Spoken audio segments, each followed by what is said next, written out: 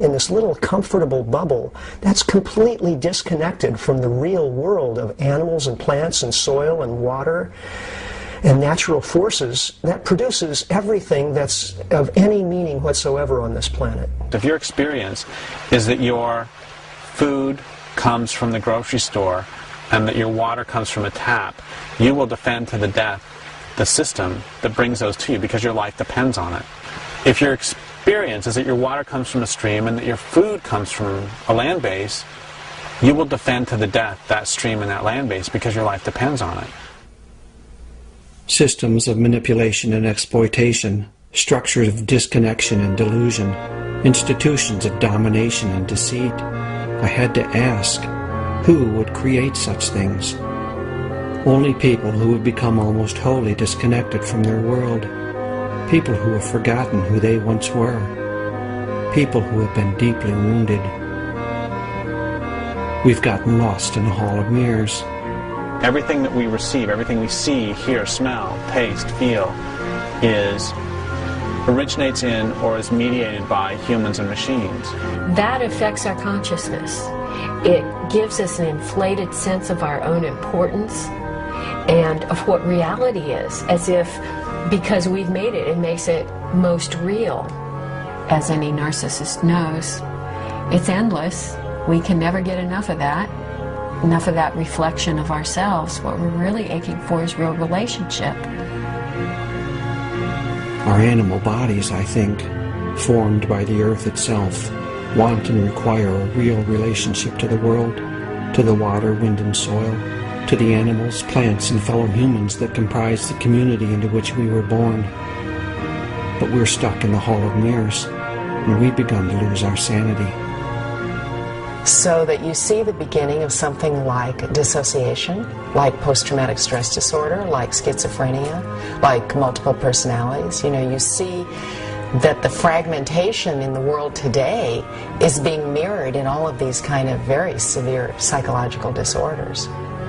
If you're in that sort of solitary confinement, you're going to start hallucinating, and you may end up believing strange things like the idea that humans are superior.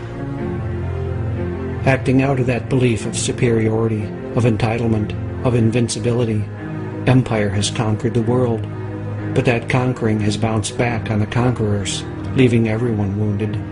If the world, the system that we're living in, is harming other people, then that's something that, you know, you can't live with that. So if you look at the people who have been assimilated into empire, and if you look at the imperialists themselves, you find an incredible dissociation from reality.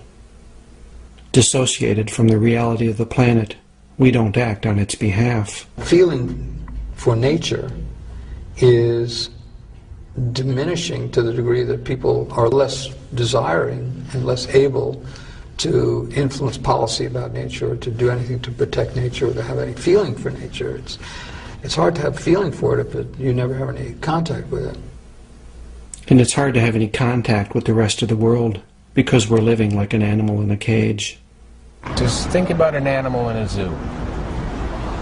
An animal's deprived of the very things that keep that animal going, the smells, the sights, the sounds, the instincts, the hunting. And they become psychotic. Literally psychotic. I think that we've done something to ourselves that is exactly analogous to that. We've put ourselves in a cage, in this cage of civilization, of cities, and it's made us, in a way, psychotic. That if you would have a group of hunter-gatherers, and this has happened a lot, hunter-gatherers watch behavior of people in our society, they would think we were crazy for the way we behave, because we are. I stop, I listen, I watch the world. The disconnection is everywhere. You learn it as a child. You know, you learn to not feel the kind of pain that is inflicted upon you by the lack of connection, by being in a crib by yourself in a dark room, you know, by not having the breastfeeding, by not having the constant contact with other people's bodies.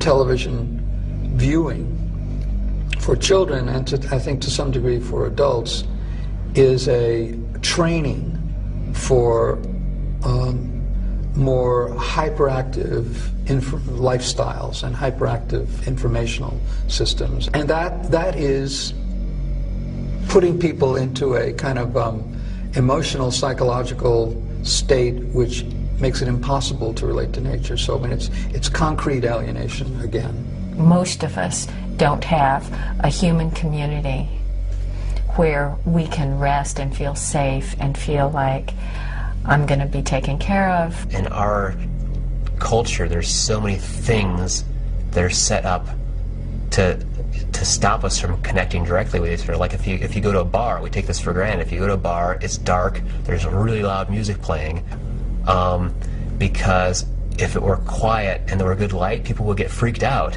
to have to deal with each other so directly. Our economy thrives on this. It's pretty easy to sell stuff to people who are so disconnected from the things that they most need. The stores are filled with bandages for the wounds of empire.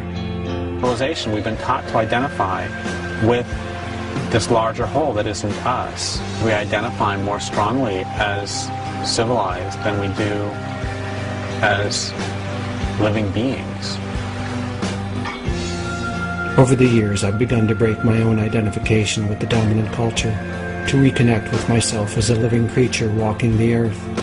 I'm still not finished with the task, a daunting challenge, and yet one of the most rewarding things I've ever done.